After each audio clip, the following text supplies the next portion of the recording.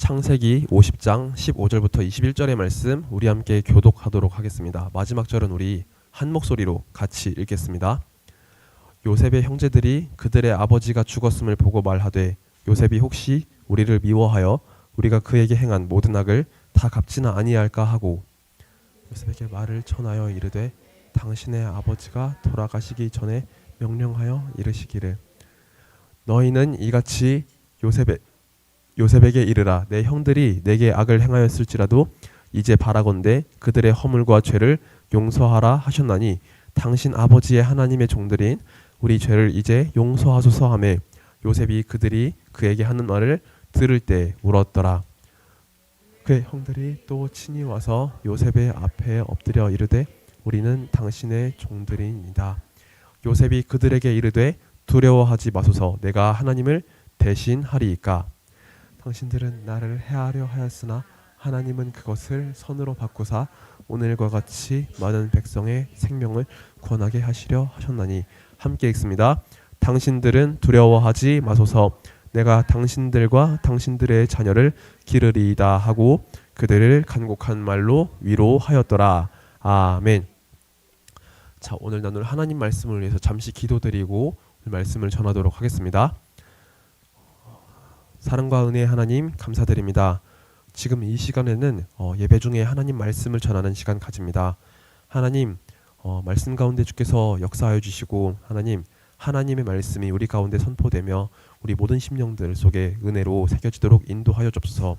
또한 주님 오늘은 위로라는 주제로서 말씀 나눕니다. 우리가 이 말씀을 통해서 주님의 위로하심 하나님의 위로하심을 배워가게 하시고 또한 우리도 그렇게 예수님의 위로를 전하는 자로서 서로가 서로에게 위로를 전하는 자로서 설 수 있도록 함께 하옵소서.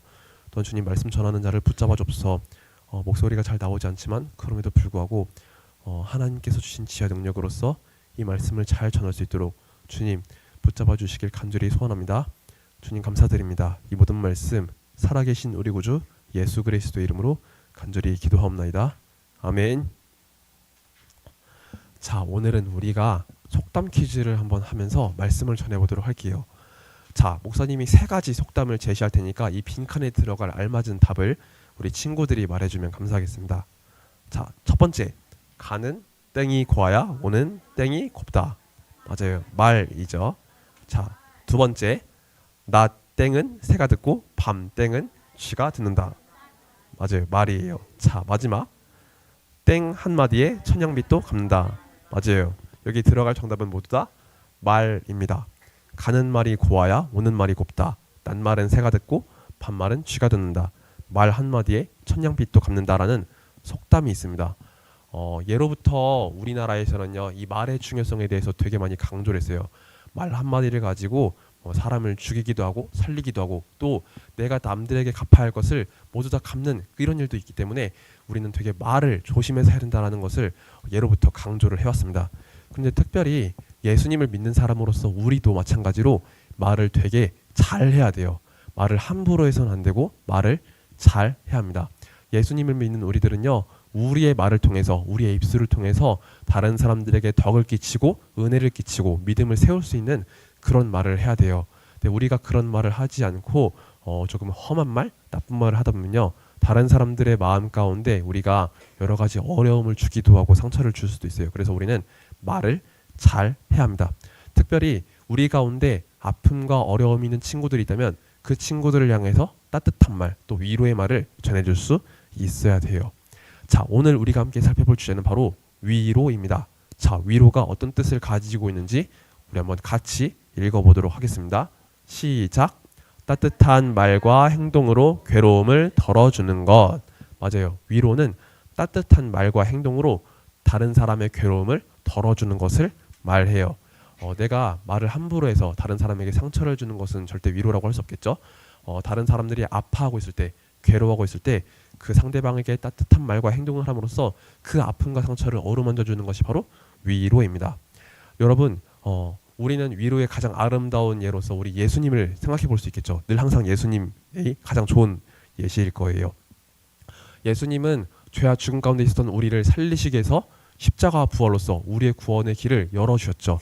그리고 예수님은 이 땅 가운데 상처받고 세상에서 아픔을 당하고 있던 우리들에게 찾아와서 하나님의 말씀으로 예수님의 그 사랑으로 우리를 만져주고 계세요. 그래서 우리가 아파할 때, 우리가 힘들어할 때 우리가 예수님께 나가면 우리의 마음이 회복을 얻고 우리의 마음이 위로를 얻고 주님 안에서 이렇게 함께 설 수 있는 거예요. 그래서 우리는 예수님을 믿는 사람들이기 때문에 우리가 그 은혜를 받은 자로서 우리도 그 은혜를, 그 위로를 나누어주는 사람이 되어야 합니다. 오늘은 특별히 우리가 창세기 50장의 말씀을 나누게 되는데, 창세기 50장의 말씀을 나누면서 우리도 함께 위로의 사람으로서는 그런 은혜가 함께 있기를 원합니다. 자, 여기 보면은 아브라함 할아버지의 모습이 보여요. 자, 성경에 보면은 창세기 11장 마무리 그리고 창세기 12장 첫 부분에서 아브라함 할아버지의 모습이 나오는데, 이 아브라함 할아버지는 원래 예수님 믿는, 하나님을 믿는 그 가정에서 태어난 사람이 아니었어요. 그렇지만 아브라함이 75세가 되었을 때도 자녀가 없었기 때문에 세상에 소망이 없던 아브라함은요, 그때 하나님의 말씀, 하나님께서 주신 그 말씀을 듣고서 하나님을 쫓아가게 됩니다. 하나님은 아브라함에게 이렇게 말씀하셨어요.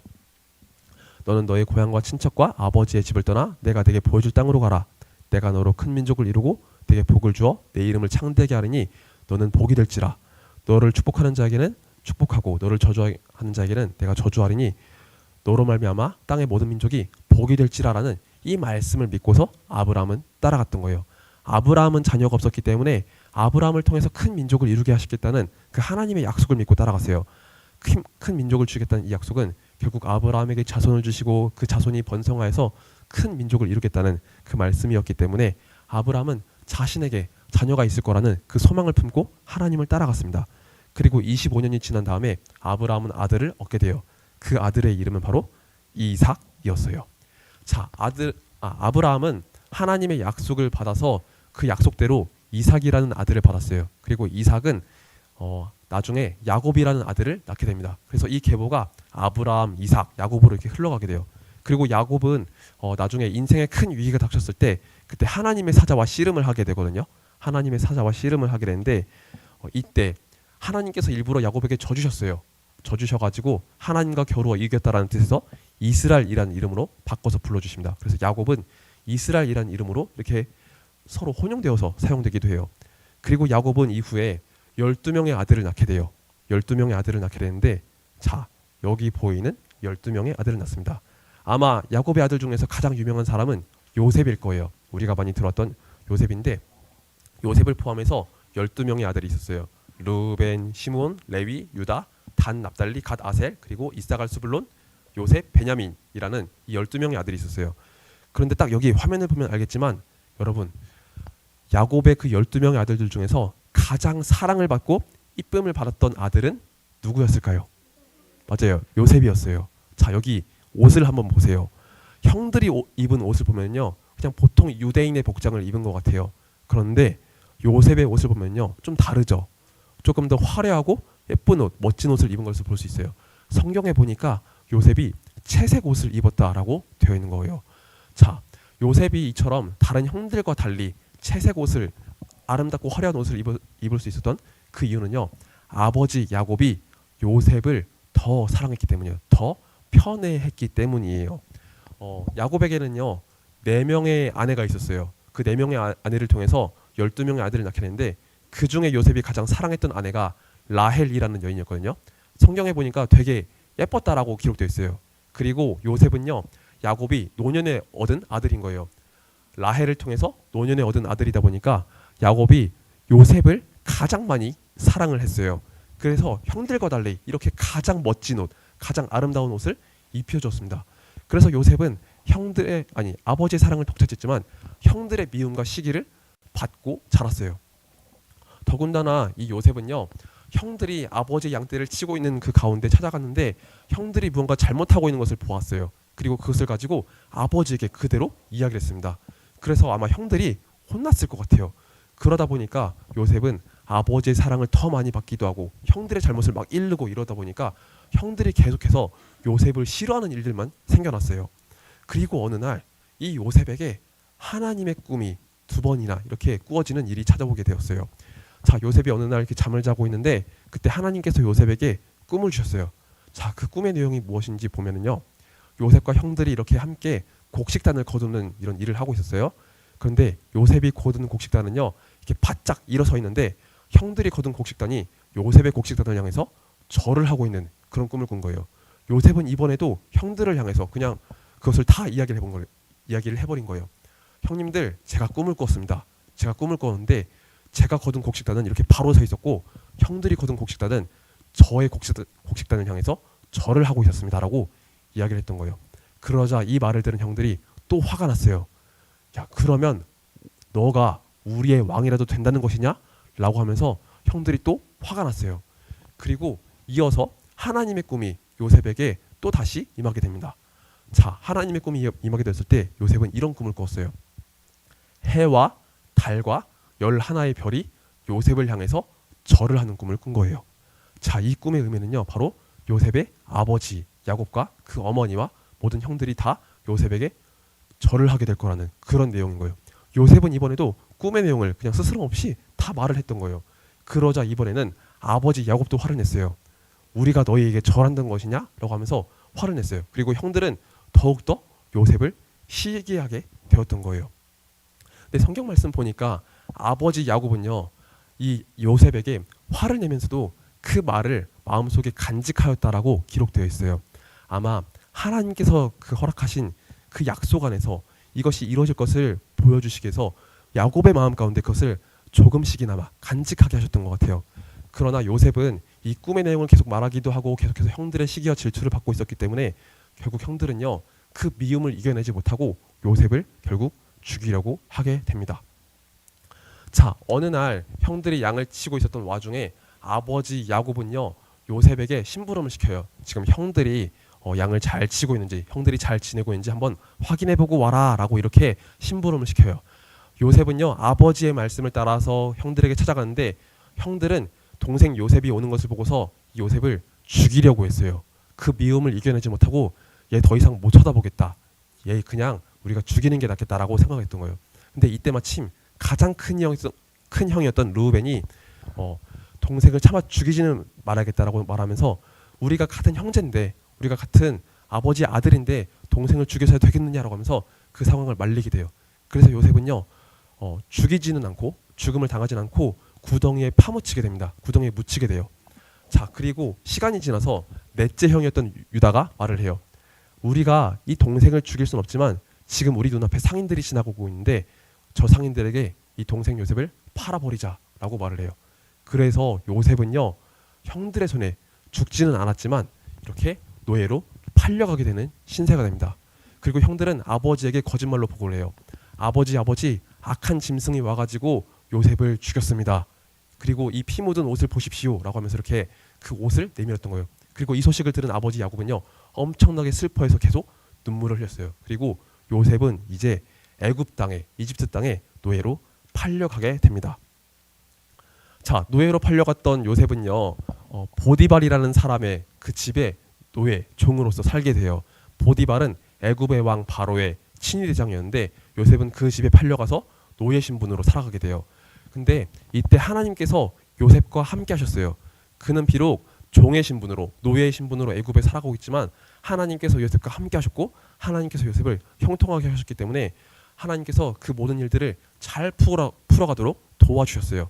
그리고 요셉은 날마다 하나님 앞에 성실함으로 이 모든 일을 감당했어요. 그래서 요셉은 이 고난 속에서도, 그 가운데서도 인정받는 사람이 된 거예요.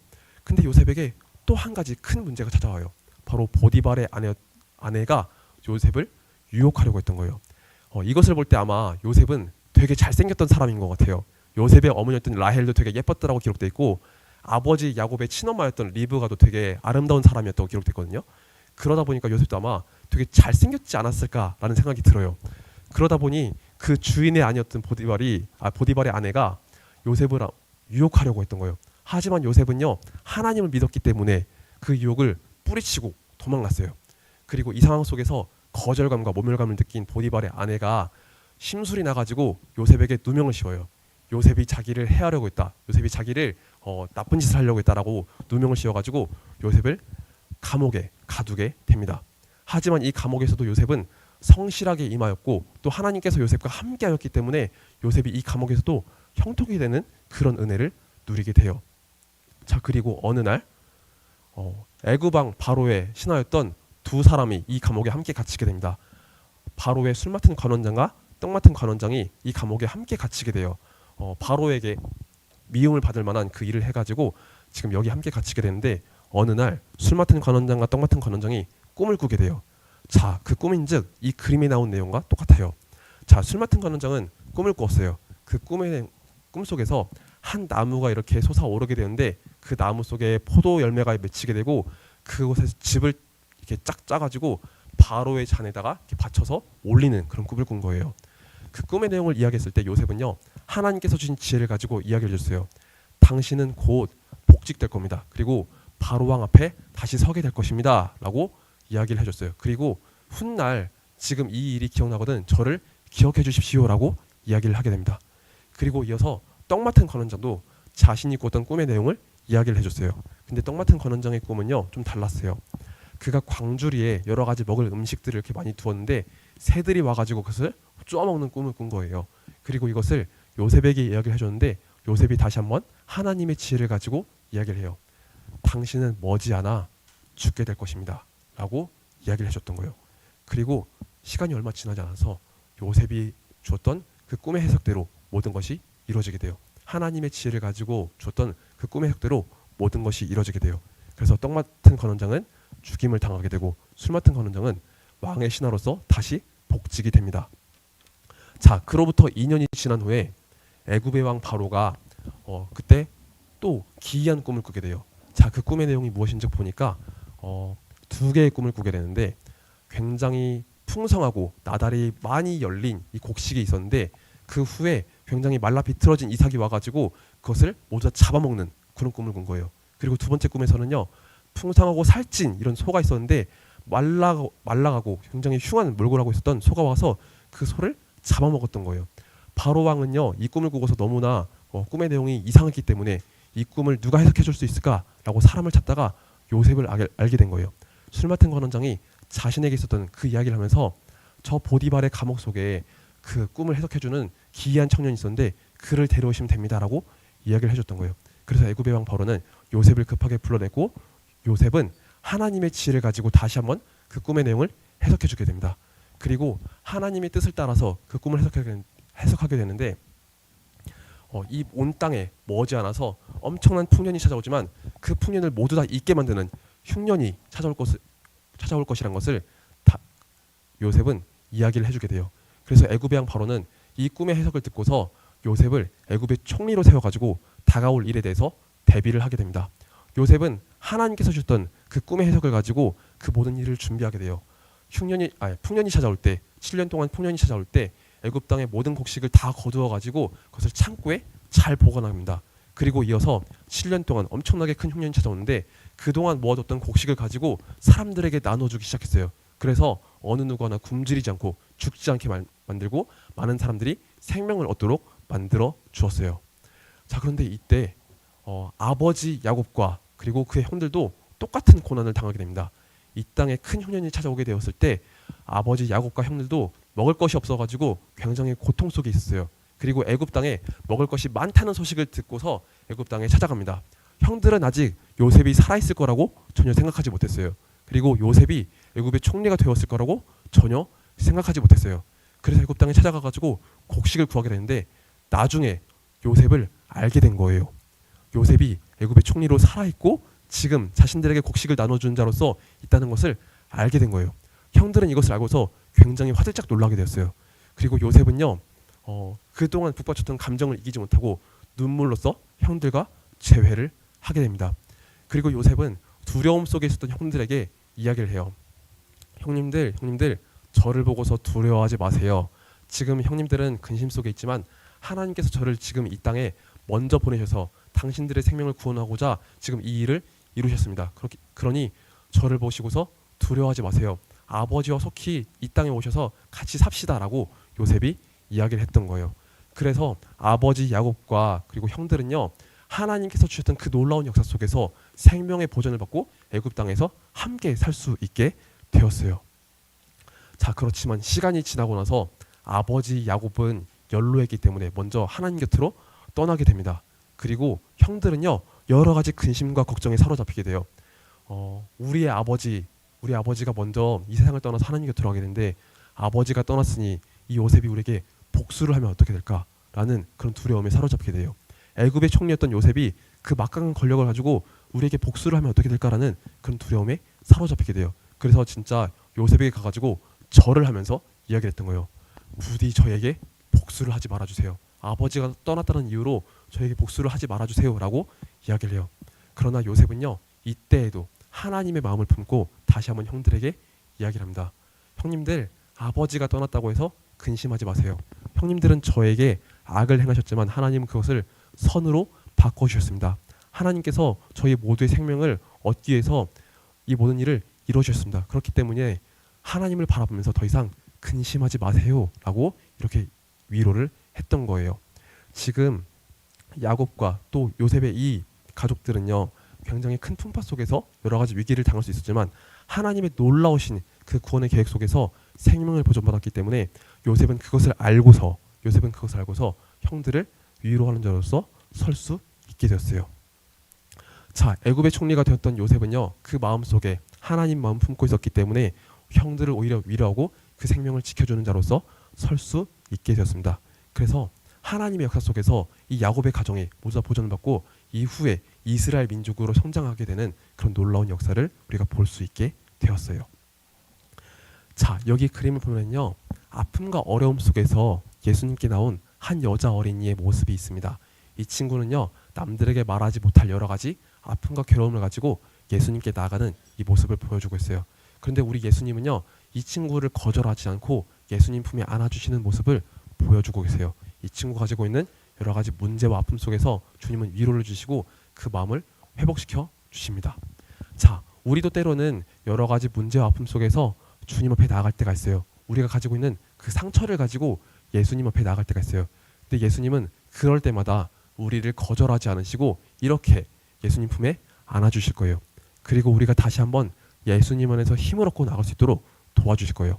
우리 마음 가운데 예수님의 위로를 부어주시고 예수님의 사랑을 주시고 예수님 안에 함께 설 수 있는 그런 은혜를 주실 거예요. 우리 모두는 그런 은혜를 받은 사람이라는 것을 우리가 꼭 기억해야 합니다. 그리고 여러분, 우리 주변에도 이런 아픔을 가지고 있는 친구들이 있을 수 있어요. 삶의 순간순간 속에서 때로는 남들에게 말하지 못할 여러 가지 아픔과 괴로움을 가지고 이렇게 주 앞에 나온 친구들이 있을 거예요. 우리는 그 친구들을 향해서 함부로 말해서는 안 될 거예요. 그 친구들을 향해서 예수님 마음을 담아가지고 따뜻한 말, 위로해주는 말, 그리고 믿음을 세워주는 말을 해야 될 거예요. 이런 모습을 볼 때 우리가 함께 예수님의 사랑과 위로를 나눌 수 있을 거예요. 그래서 우리 초등부 친구들도 예수님의 그 마음을 바라보고 또한 요셉의 이야기를 바라보면서 예수님의 위로를 함께 전하는 그런 사람들이 되었으면 좋겠어요. 때로는 우리 입술 속에서 모진 말, 조금 험한 말이 나오기도 하지만 그러나 그런 말을 조금씩 줄이고 우리가 다른 이들을 믿음으로 세울 수 있는, 예수님께로 세울 수 있는 아름다운 초등부 친구들이 되기를 예수님의 이름으로 축복합니다. 아멘. 말씀 맺고 기도할게요. 자, 우리 두 손 모아서 같이 기도합시다. 하나님 아버지 감사드립니다. 오늘 요셉의 이야기를 보면서 우리가 하나님의 마음을 품고 어떻게 위로를 전해야 되는지 함께 살펴보았습니다. 하나님, 우리 안에 찾아오는 여러 가지 아픔과 어려움들, 그리고 사람들로부터 찾아오는 괴로움 속에서 우리의 마음이 다칠 때도 있지만 우리가 예수님 안에서 그 상처를 치유받고 주님 안에서 위로를 얻었으니 우리도 마찬가지로 예수님의 그 위로를 따라서 다른 이들을 믿음으로 세우고 다른 이들에게 예수님의 위로를 전할 수 있는 그런 사람이 되도록 주께서 인도하여 주옵소서. 주님께서 우리의 입술을 살펴주시고 우리의 말 한마디 한마디가 서로의 믿음을 세우고 덕을 세우는 아름다운 입술이 되도록 인도해 주시길 소망합니다. 그래서 우리 모두 함께 예수님 안에서 서로를 세워나가는 복된 일들이 계속해서 일어나도록 주께서 도와주시옵소서. 주님 감사드립니다. 이 모든 말씀 살아계신 우리 구주 예수 그리스도의 이름으로 간절히 기도하옵나이다. 아멘. 자, 우리 함께 주기도문으로서 예배를 마치겠습니다. 함께 주기도문 드립니다. 하늘에 계신 우리 아버지여, 이름이 거룩히 여김을 받으시오며 나라가 임하옵시며 뜻이 하늘에서 이룬 것 같이 땅에서도 이루어지이다. 오늘날 우리에게 일용할 양식을 주옵시고 우리가 우리에게 죄 지은 자를 사하여 준 것 같이 우리의 죄를 사하여 주옵시고 우리를 시험에 들게 하지 마옵시고 다만 악에서 구하옵소서. 대개 나라와 권세와 영광이 아버지께 영원히 있사옵나이다. 아멘.